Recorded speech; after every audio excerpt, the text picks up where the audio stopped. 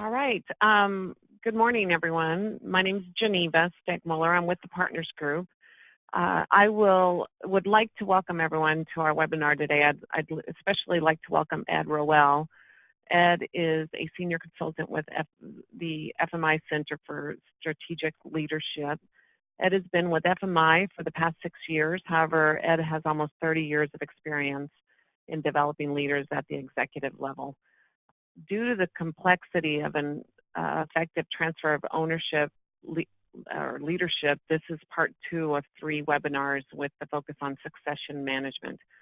Our speakers with FMI's Center for Strategic Leadership, they spend a significant amount of their time with senior leaders in seasons of transition. Just a couple of reminders: if you have any questions during the webinar, feel free to send them via the questions tab on the right side of your screen. If you have any questions at the end of the webinar, you'll also be receiving a form that will pop up in which you can ask specific questions. On the form, questions such as, that we'll be asking are things like what specifically you need more details on or help with, when, how, and how you would like to be contacted with the additional information, and your timeline in which you'd like to be contacted. We will be emailing any questions and answers afterwards, along with a recording of this webinar and also our first webinar that we did last week. As I mentioned earlier, this is part 2 of 3. We'll be hosting over the next few weeks, ending with a live event here in Portland at a local place called the Harvest Wine Bar on the 22nd of January. I will possibly be reaching out to those of you that have attended just to get an idea of whether that is of interest. And of course, it's always nice to get together to maybe have a glass of wine and some munchies. There may be some of you that are not familiar with the Partners Group, so I just briefly wanted to tell you a little bit about us so that you're familiar with our organization. So the Partners Group, we're the largest privately owned financial firm in the Pacific Northwest. We've been in business for over 37 years with offices in Portland, Lake Oswego, Bellevue, Bend, and Bozeman, Montana. The areas of expertise for us can basically be divided up into 4 core divisions. Our wealth management, which dives deep into investment management, asset allocation, tax strategies, estate planning, and then obviously the business succession piece. Our employer services division deals with all aspects of employer benefits, retirement, health and productivity, healthcare and analytics. And then our commercial insurance division, which deals with our insurance brokerage services, enterprise risk management services, claims management, etc. And then our personal insurance division, which does your home and auto, liability and personal risk, and other specialized coverage. So like I said, I just wanted to briefly touch bases on the Partners Group, but what I'd like to do now is introduce to you our main speaker, which is why everybody's here, and I'll have Ed take over as his topic is what everyone's here to learn more about. Ed, you're on. All right, great. Well, thanks, Geneva. Good to be with you guys. I hope everybody's having a good week. I don't know about you, but I'm trying to cram everything into this week so I can take a little bit of time off next week. So I think everybody's really trying to do the same thing. This is an important topic. We find in our work that the vast majority of construction-related firms are dealing with issues of succession. FMI only works in the areas of engineering, architecture, construction companies, what's known as the built environment. So that's our specialty. That's where we've been working for 65 years. Almost all are privately held companies. Almost all are run by aging baby boomers like me. So there's a real need to address this topic. I think it's good to think in terms of three pieces of the puzzle that have to be in place for successful transition. Last week, one of our investment bankers was talking about the topic of transferring the equity.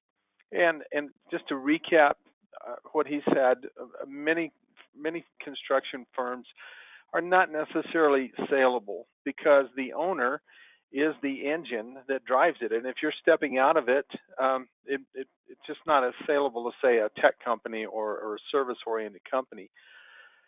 Many firms, over half last year, are not selling or transferring to the next generation as far as staying in the family. So that means that most of the companies that we work with, in one way or the other, are transferring ownership and leadership to key employees. Now that can be kind of tricky because, especially from that first to second generation, a lot of times that first generation leader, the founder, is bigger than life personality, entrepreneurial, used to just kind of doing whatever feels right in the moment, and there's often no one else, or usually no one else of the same temperament, same abilities in the company, and so there's usually a significant gap from where people are to where they're going to need to be to take over the company. So, for an example, I'm working with a smaller general contractor in Idaho, and there are 3 people that the current owner wants to sell to, and they're exceptional at operational issues, but really have little exposure to more of the business side of the company or the business development side. And so there's a lot of development that has to take place in order for these people to take over the reins. As we heard last week, it takes on average 7, 8, even up to 10 years to transfer the equity. And so there's a good time frame to develop people, but the tendency is to want to just, we'll start that next year, especially in a hot market like we have right now. So that's what we're going to kind of talk about today is the second part of the 3 parts. First is transferring the equity. Second is who's going to run the business, who's going to lead it. The third part that we'll talk about here in a couple of weeks, right after Christmas, is around the emotional transition that has to take place for the current owners and leaders who have often had incredible energy and focus on the business for most of their adult lives, and it is not easy to turn loose. Someone described it this way. They said this company, and this is a big business. I mean, this guy was almost $500 million a year, and he said this feels like a baby that's never grown up, and if I take my attention away from it, I'm afraid something bad is going to happen. And I think a lot of leaders can relate to that. So let's get into this. Talk a little bit about some of the what's going to have to happen in order to build that next generation of leadership for your company. This is a model that we use. I think of it as kind of a roundabout, except we're going to go around the kind of the British way, driving on the wrong side of the road here. There's a lot of groundwork that needs to take place before you kind of get into the heart of succession planning. And then we'll talk about what it means to clarify roles, how to assess your pipeline of people, then prepare those successors to take over those roles, and then what the actual transition looks like. So let's take it one step at a time here, and let's talk about some of the groundwork that's necessary. One of the most important things that we see with companies in that first generation particularly is a leader who has just an incredible nose for business. They're opportunistic. They aren't necessarily thinking strategically. They can sense when there's a good opportunity, and they've done very well with that particular strategy. They have a sense of what they're about. They have a sense of where they're going, but it is seldom articulated. It's usually only in the mind of the current leader. So when we look at an enduring organization, an organization that's going to last beyond the founding generation, we see 2 essential parts. We call them core ideology and the envisioned future. The core ideology are those things that must not change. And I always think, particularly if your name is on the sign, What are those core values that you have held, that you've built the business around, that you will want to see in place going forward? Now, I'll tell you that they're hard to come by, and a lot of the organizations we work with have maybe had somebody come in and they spend an afternoon working on it, and the values are real. They're true values, but they may not be the most core. In many cases, they're what Patrick Lencioni calls table stakes. So we often see companies with core values with things such as safety, integrity, service, and certainly all of those are important. Lencioni would say, can you truly survive in your market without those things? I think for a construction company, those are important, but they're also pretty similar to all the competition. Envision future then is the second piece, and that is, where are we going to go in the future? And if you're the current leader, if you're the owner, and you're of a certain age, you can bet that people are starting to ask, gee, I wonder what's going to happen when Ed steps down. Is Ed going to step down? I wonder what will happen. I hope his son doesn't take over the business. So these conversations are often happening behind the scenes. And to take a group of core leaders that kind of bridge the gap between current leaders and those future leaders and really nail down what must never change and where are we going in the future. Those two pieces are really a core foundation to making sure that the company goes forward. So who are we, and then where are we going? Those are the big questions that we want to answer for people.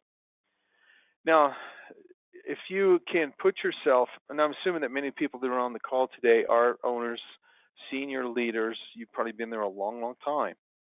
So you put yourself in the place of that young project engineer, project manager who maybe is 5 to 10 years into their criteria, and they're asking questions like, "Is this the place for me? Where are we going? And will I want to go there? And who's going to lead it? How many years will I stay at this company?" And what we're seeing is that the clearer the vision is, and the more that it inspires, there's a direct correlation in how long people say in surveys that they'd like to stay at their company.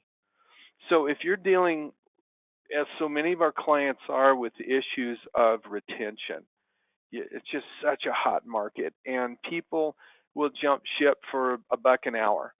And one of the proven ways, I mean, research is borne this out, the best way to retain people is to give them a clear sense of where we're going and a sense of, and you'll want to make this journey with us. So that's why we feel like this idea of vision is so important. So that's the groundwork, and there's probably some more to that, but in the context of 45, 50 minutes, I think that's probably all we'll talk about. The next would be thinking about, as you think about succession, you look at the roles that you have now, and depending on the size of your company and how long you've been around, a lot of construction companies don't have a lot of infrastructure in them. They're pretty fluid, and that works pretty well in that initial generation. A lot of people don't even have a job description. Some companies don't even have titles, and so there's just you just assume that people kind of know where they fit in. Well, when you're thinking about the future, however, I think it takes a little bit more intentionality. So let me just kind of create a scenario. Let's say that you're a mid-sized general contractor, and you've got let's say you've got 5 people at the executive level. You've got a president, CEO. You've got a CFO. You've got a chief operating officer. Maybe you have a couple other those kind of senior positions, maybe pre-construction, maybe someone doing contracts and that kind of thing. So you've got a senior team, and they're all 50 plus. Well, certainly they may have a lot more years left, and we're not at all about trying to push people out. But it's worth thinking about each of those positions and thinking not only what is the current person in that position doing, but how will that position be different 8 years from now. So Rick is our business development executive, and he's just done a great job. He brings in tons of work, but he's already starting to send the signals that he wants to slow down. And he and his wife are thinking about, they've got a place in Phoenix, and they're wanting to spend more time down there. So not only think about what Rick does and who Rick is, but 10 years from now, when he's ready to disappear completely, what will the markets be like? What will we need in that position then that we don't necessarily need right now? Now, the reality for all of us when we've been one place for a while is that our job sort of morphs to whatever we're good at, whatever we like to do, and the things we don't like to do, the things we're not good at, sort of end up on somebody else's plate. So it's really tough just to find somebody who's like the last person. That's a tough way to go, and it's frustrating for people that think I'll never be able to fill those shoes. So we would think about thinking about what are the most strategic positions going forward, and uh, maybe we're going to need to restructure. Maybe the way we're doing things now are fine for now, but they're not going to work in the future. And then for each of those key positions, establishing what we call a peak profile. Um, here's an exercise I'd encourage you to do to prepare for this. Think about those key positions that will in the next say 10 years likely be open. People transfer, people move, people retire, people get sick. So what are those positions? How many of them do you have now? How many do you think you'll still have 10 years from now? If you say you've got some senior project managers, you've got 6 right now, 3 are going to retire in the next 5 years, you'll have 3. How many are you going to need 10 years from now? And then identify that gap. So this is a helpful exercise to kind of get your head around the fact that tomorrow, it feels like in a lot of ways tomorrow will be like today, but it will be different. And let's at least think through what that might look like. Peter Drucker's famous comment here that culture eats strategy for breakfast. When we go in and do an assessment of a company with leaders, we not only assess the leadership, but we identify as best we can the culture. And our definition of culture is the way we do things around here. One of the questions I'll ask when I'll go in and we're doing some interviews with company leaders, I'll ask the question, what will get you fired around here? And you get some really interesting responses. And I hear responses like, well, it just depends on what kind of mood that Bob's in today. Some people will say, well, I'm not sure. I haven't really seen anybody get fired. It seems like you can get away with murder around here. So those are the kind of things that define culture. And the reason this is important is because culture has a direct impact on retaining great people, on whether great people want to come and work for your company. And it's hard to know if you've been in the company for a long time. And that's one of the areas where I think we really add value to our clients as we come in and we know what to look for. I've used the analogy before that it's like asking a goldfish to describe water. It's all it's ever known, so it doesn't know any different. And a lot of times the things that are cultural, that are intentional, are great, but the things that sort of happen that are unintentional are harder to recognize, and they could really be shooting you in the foot. So when we think about culture and building a great culture, or let's say that maybe your culture is a little anemic, you realize, gosh, we're not doing too well. We get along with this, but I'm not sure this will work going forward. So starting at the top of this diagram here, what are things that are important to us? Going back to purpose and values, and then the systems. Do we have any systems? Do we have any policies? A lot of companies we work with, especially those that have grown quickly, ask, how much structure should we have? And my answer is always the bare minimum you can get away with, because nobody wants to be part of the bureaucracy. And nobody wants to work for a company that's full of rules and regulations, but you do need some. And then the shared beliefs. How do things get done around here? Um, you can think about uh, some of the various things that have to happen in a construction related firm, and there are multiple ways to get there. Around the area of leadership, for example, there was kind of that old school model of command and control. You just do it because I said to, damn it, or if you don't like it, you can go work someplace else. In this day and age, people will say, I think I'll go work someplace else. So values around leadership, values around the ways that we treat one another, the ways we treat our clients, those are important to understand. Then there are the unwritten rules. Every organization has them. A quick example is working with a heavy civil firm in the Northeast, and they this was sort of an aside. I asked the owner. We'd been in the office, and I said, "Have you ever noticed that everybody in the office is whispering like it's a library?" And he goes, "Huh? Yeah, you're right. I guess I never noticed that before." And I was talking to one of the general superintendents, and I said, "Hey Dan, when you go to the office, what does it feel like?" And he goes, "Oh geez, I hate going to the office. It feels like you're at a funeral home." And I said, "I wonder why that is." And he goes, "I don't know. I don't know." So we decided to figure that out. So we started doing a little investigating, and it took us a while, but we went to the guys that had been around 25 years plus, and back in the day, there had been an office manager who had been a former school librarian, and she liked it quiet. She didn't like a lot of horseplay. She didn't like people standing around talking about the game last night.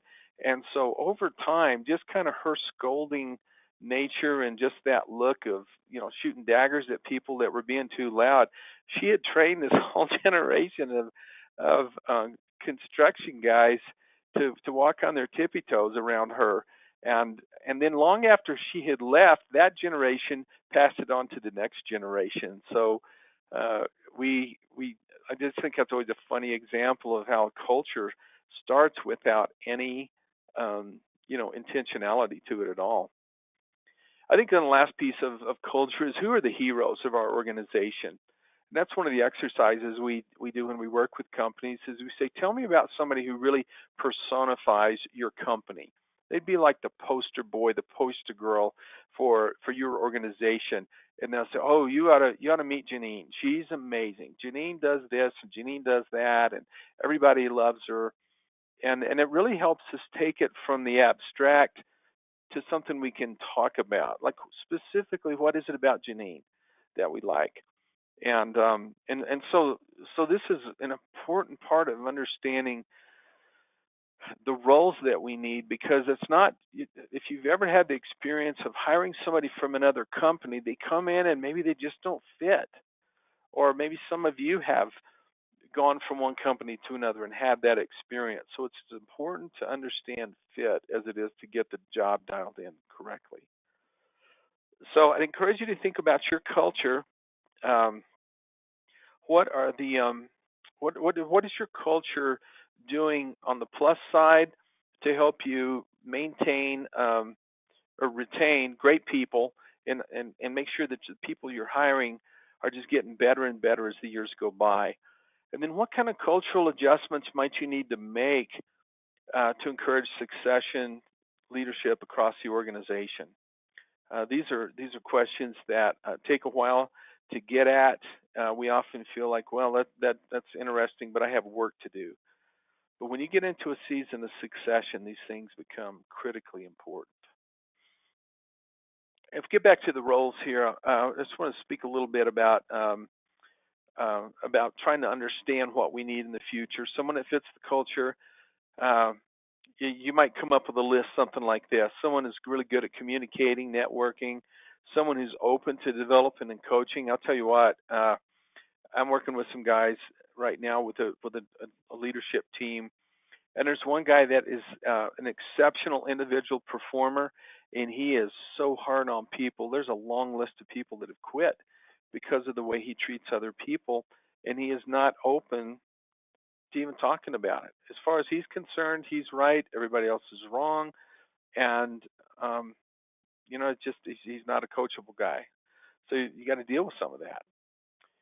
Thinking through what people's personal resolve is when it comes to pursuing what I call it unselfish goals. That means not just what's good for me, but what's good for us.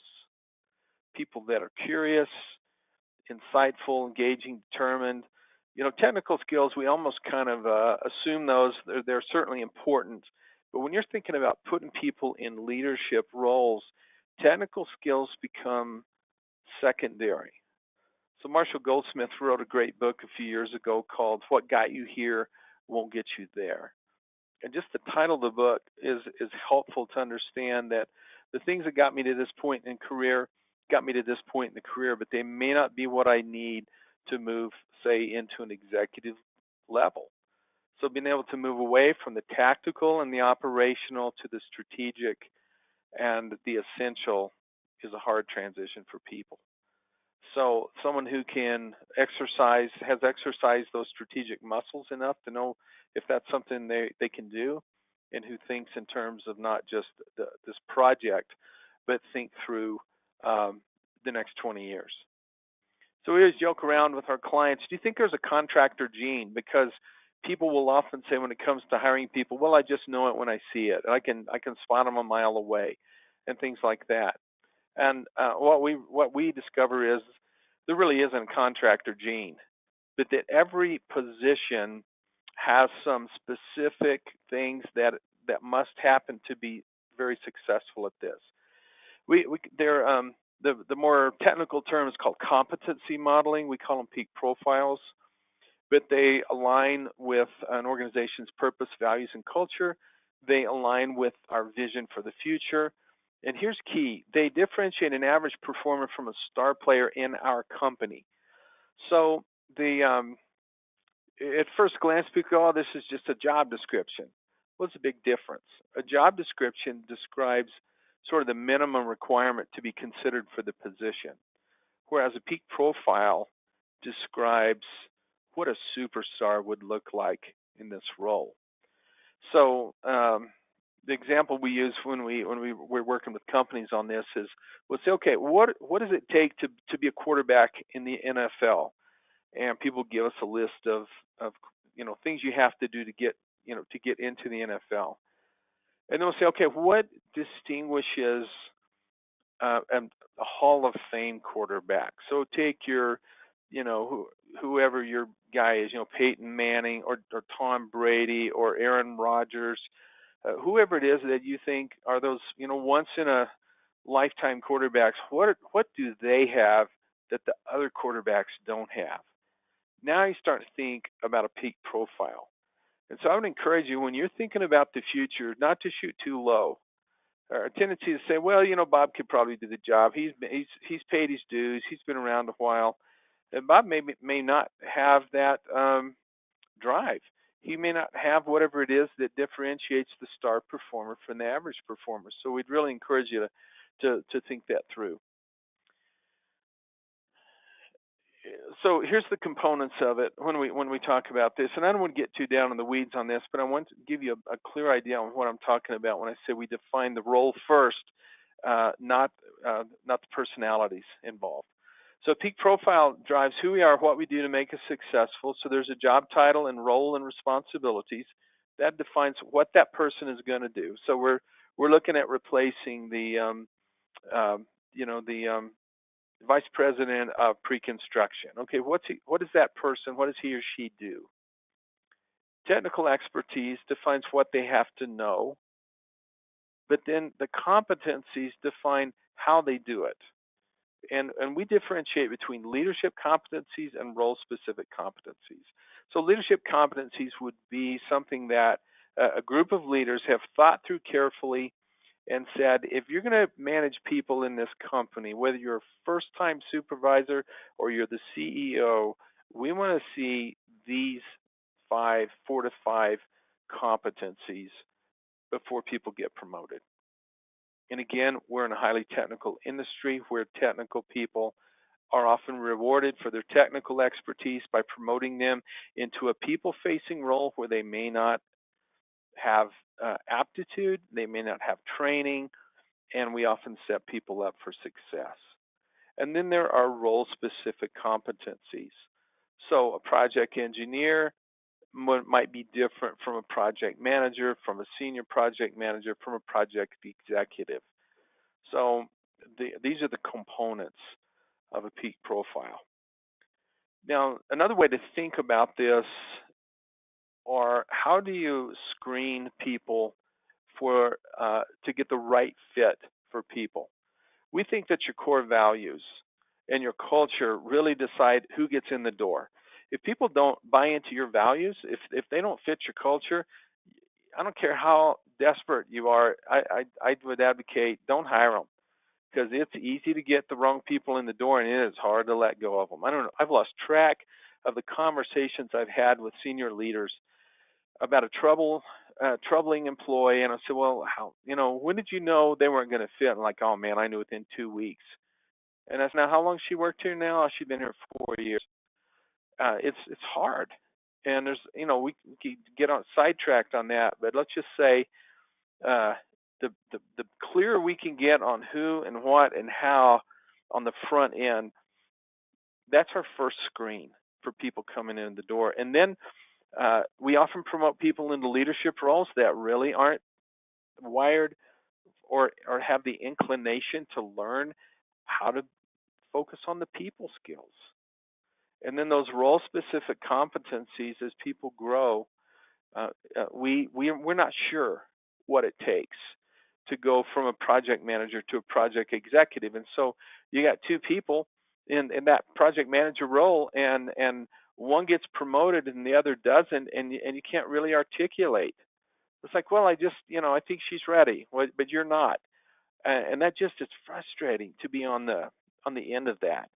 So this really helps clarify who gets hired, who gets promoted, and then it gives you clear criteria for the development of people. So here's some examples of core values that are beyond the sort of obligatory, beyond the placeholders or the table stakes. This is with an actual company we worked with. They said, look, we want people to say what they mean and do what they say. They said, and this is, you'll notice this is not necessarily written to go on a plaque in the lobby. This is their language. This is how they sound. And these are the values that they believed differentiated them from their competitors. And then leadership competencies. Here are some examples of competencies that we've seen from some of our previous clients. I think the third one, everybody says, we want great client relationships, but specifying what does that look like and with whom are we talking? And then, that kind of fold down to three actual competencies. We have built a bank of industry-specific competencies.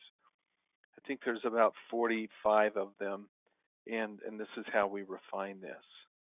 So the three, they said, look, to be a leader in this company, you got a business acumen, you have a customer focus, and you got to be committed to developing your direct reports. That was developing people was a huge value of the company, and so we're not going to promote somebody that doesn't have that. Role specific, this is for general superintendent. Again, you can see there's a lot of things you want somebody to do, but then when it comes down to, sorry, go back to that one. But be able to really define in a clear role what a superstar general superintendent looks like. Then you can develop that up-and-coming young foreman who wants to be a superintendent and ultimately a general superintendent. You can develop them toward that role. I'm watching the clock here. Just a reminder, if you have specific questions, there's a box at the bottom of your screen where you can type those in, and we'll, if we can, we'll address some of them at the end of this. If not, we'll follow up with email for you. Then you got to look at the people you have and the people that you need. We think of a pipeline. And I think, especially in a market like today, we're just looking sometimes, none of us feel good about this, but I've heard a lot of people say, you know what, we just need warm bodies. If someone can pass the drug test and show up for work on time, we'll hire them. Well, this is kind of an unusual market situation, but we years can go by where you can hire with that sort of minimal criteria, and I'd like you to be thinking that this is one of the last industries where a person could come in as a laborer, and work ethic and willingness to learn and dedication could end up running the company. So when you're looking at those young people at the first part of their careers, don't look at them as, well, I guess they'll do for now, but think in terms of, is this a person that could one day be sitting in my seat? Is this a person that could run the company in the future? Well, obviously they're not ready, but we want to start with a way to identify and evaluate our potential candidates and then figure out the gap between where they are and where we need them to be. So I was working with a company in Alabama not that long ago, and the CFO, it's kind of CFO slash controller. Um, it was not a huge company, probably wasn't quite ready for a CFO, but he was getting ready to retire, and again, he had sort of done a bunch of things that he liked to do and he was good at, and they had two accountants that worked for him, and one of these accountants really wanted to move into the role when he retired, and they were not willing to kind of break it down and determine what they needed for the position, and and they did not give this accountant what she needed to develop into that role. He retired, and they were without that position. They put her doing the work, but without the title, without any kind of corresponding pay situation, and she quit, which I honestly don't blame her. And it just left a big mess. So that's why it's important that we think through how to assess the people we have. And I think it's a value certainly that I hold, and I think a lot of us do, that we were young once, and we were young and inexperienced, and somebody along the way probably gave us a hand. Maybe we pulled ourselves up by our bootstraps, but I think most of us are more dependent on other people than we let on. So what can we do to identify who our best potential candidates are for next generation leaders, and then what are we going to do to develop them toward where we need them to be? I think in terms of skills, knowledge, skills, and abilities, for sure, we want smart people that know stuff. We want the right skill set. We want the abilities, but they have the supporting attitudes that lead to success. My wife had a group of coworkers over this morning, and we had a little Christmas open house, and I was talking to one of the vice presidents who's fairly new, a year and a half maybe. And so I'm saying, hey, how do you like it? How's it? And she goes, it's all right. It's kind of a weird culture. I don't understand people.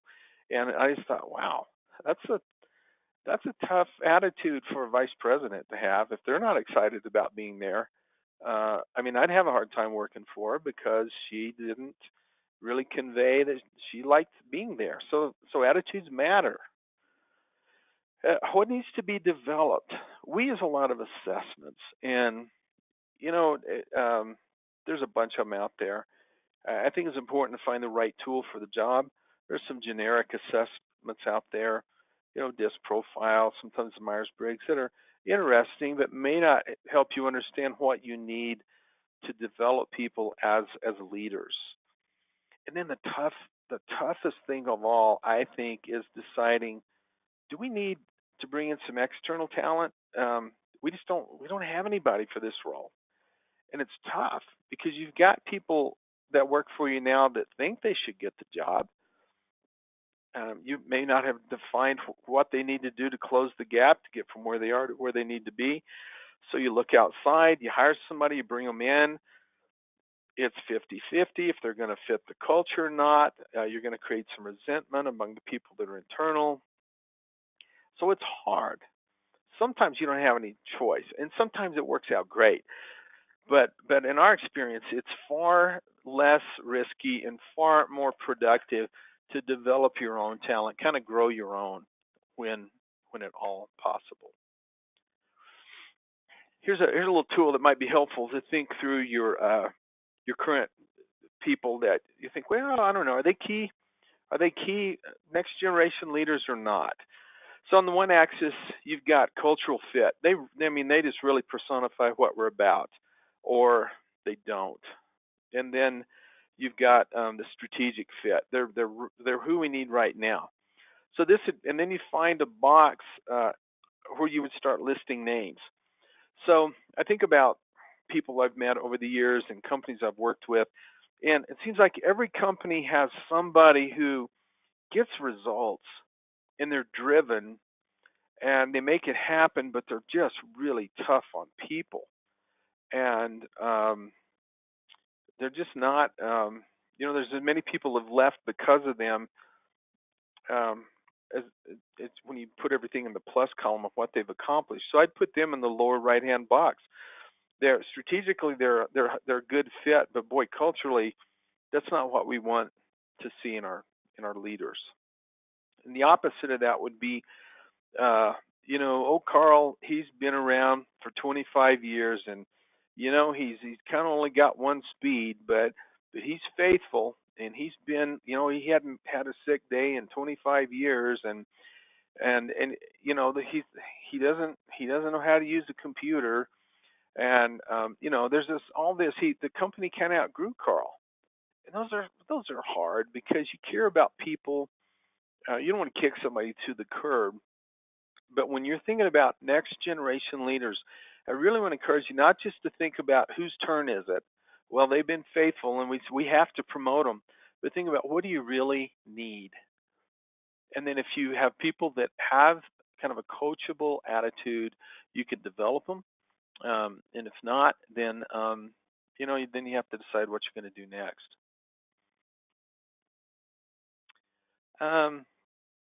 One of the things this does is just, I think, remove a lot of the subjectivity from the process.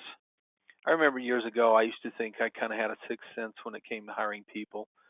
I just had this really, almost, just a superpower, I would say. And a guy that worked with me for a long time said, Ed, I'm not sure that's true. He said, you got to make a list of all the people that you've hired in the last 10 years and, who worked out and who didn't. And so I thought, yeah, I'm going to do that. That'd be cool. And what I found out was pretty discouraging. I was about 50-50, which is about what most people are. And what we all have a tendency to do is remember the ones that worked out and forget the ones that didn't, or to blame it on them. It's like, well, they weren't completely honest coming in here. And so we only take credit for the ones that are in the plus column. So that's why we're trying to say, let's reduce intuition. Don't discount it. Don't throw it away, but don't have that as your sole criteria for hiring people, promoting people, developing people. But let's think through in terms of readiness, fit, and development. And the odds go up tremendously when it comes to finding and keeping the right people. Talk just a little bit about internal versus external candidates. Let me give you a quick comparison here. If you have that internal candidate, there's less surprises. Already know if they're effective and loyal. You want to create the ambition in the company that if you're a high potential person and you stick around, you will get opportunity. Preserves the history of the company because they have history with you. It's way less expensive. I mean, a bad hire is a huge loss, far more than we usually think it is. The research shows you'll have about a 3 times success rate over the external candidate. And then you've got that happy ending storyline. I love it when I talk with the senior team. I say, well, tell me, how long have you been with the company? I've been here 32 years. So where'd you start out? Man, I started off, I was in high school and I was sweeping the shop. And that's the kind of happy ending stories. Like, you can be a kid, barely getting through high school, sweeping out a shop, and you can end up 30 years later a successful executive position. But there are times you got to go outside, and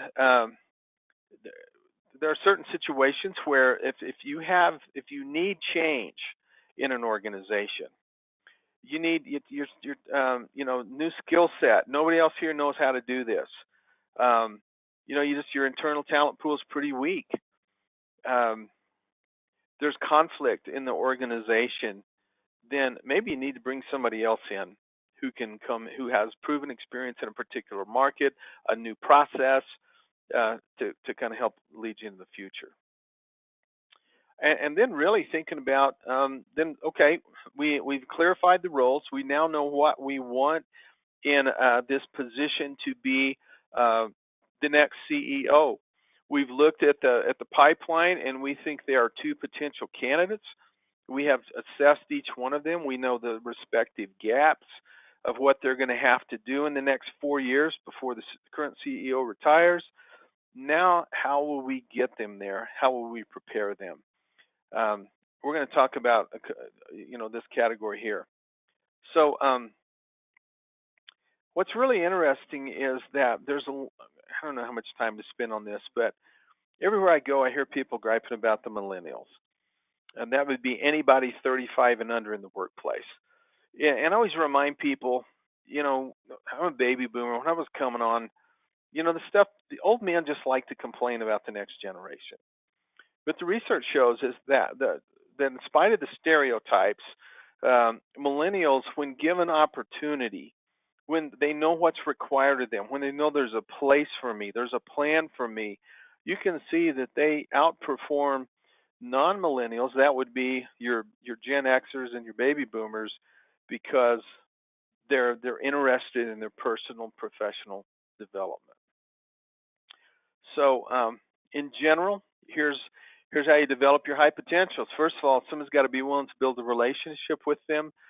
This next generation really wants to be mentored and treated, dealt with in a context of relationship. It's going to take some money. You're going to need to invest in those people. You may not have the resources, and I'm not talking financial resources, but you may need them to get some training, exposure, experience that no one currently can give them in-house. So you got to put some money up to get them where you need them to go.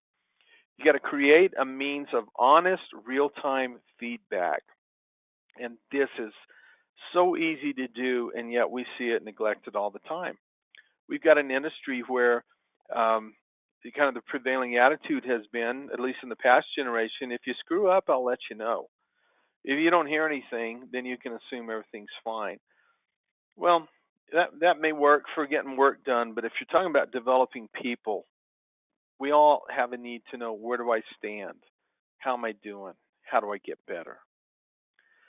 And then taking away some of the subjectivity to be able to say, let's track your progress. We said that you've got to get from here to there.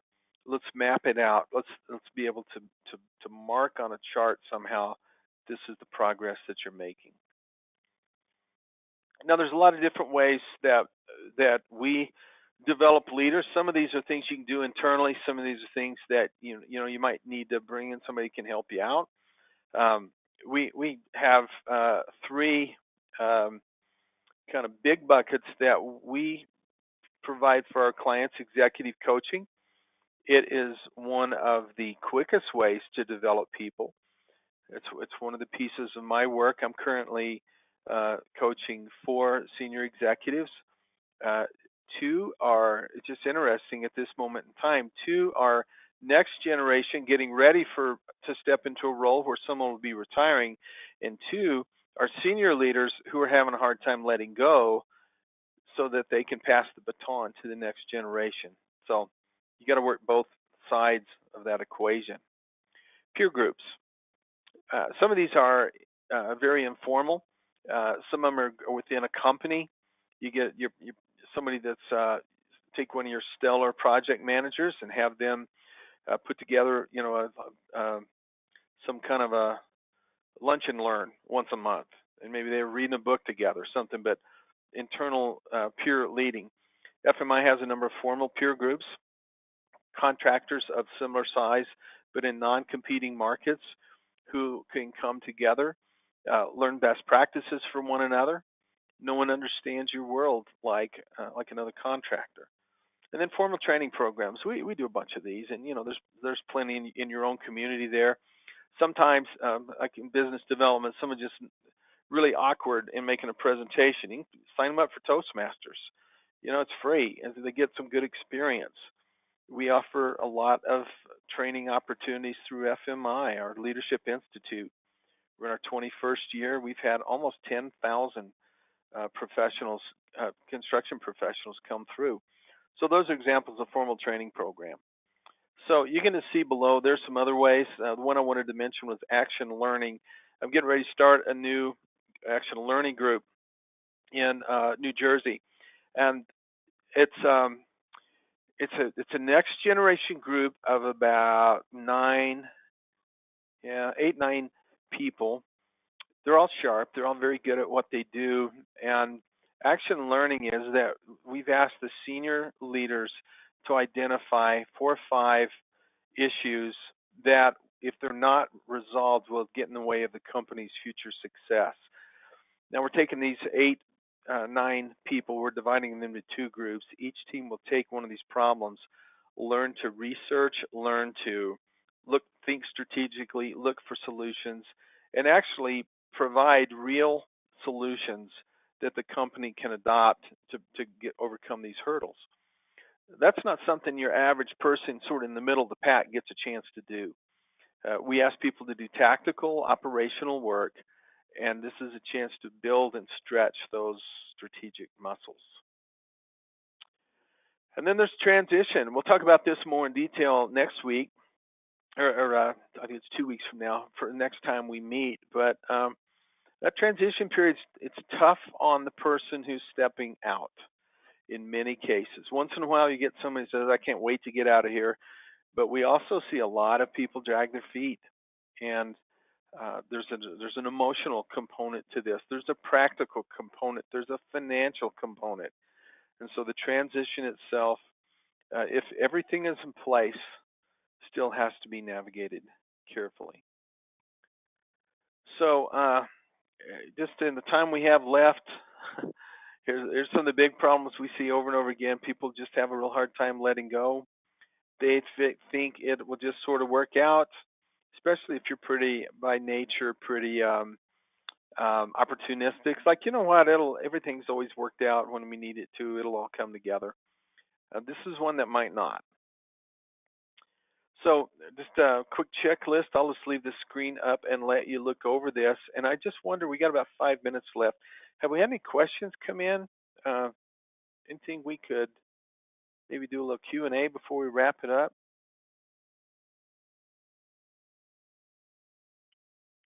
It doesn't look like it at this point, Ed. Okay. Well, I'll tell you what. If you have some questions, go just check in with Geneva. We'll get them to me, and I'm glad to get on a call with anybody. And we'll be out there in January, as Geneva mentioned. We'll have a little meet and greet, and we can talk through any of these issues. So this was a ton of information in a short period of time, but I really hope it was helpful to you. And if there's anything we can do, the Partners Group can do, FMI can do to help you get through this season of your success, I hope you'll give us a call. And unless there's something else, I think we're ready to call it a day. Anything from your side, Geneva? No, I don't think so. I've put up our contact information there on the screen in case anybody does want to submit any kind of questions. Again, our next webinar is currently scheduled for 2 weeks from now, although it's on a Thursday, so it's on January the 3rd at 10 o'clock. Hope everybody has a great break and holidays, and like Ed said, feel free to send us any kind of questions, and we'll be happy to get back to you. But we appreciate your time. All right. Thanks, everybody. Thank you.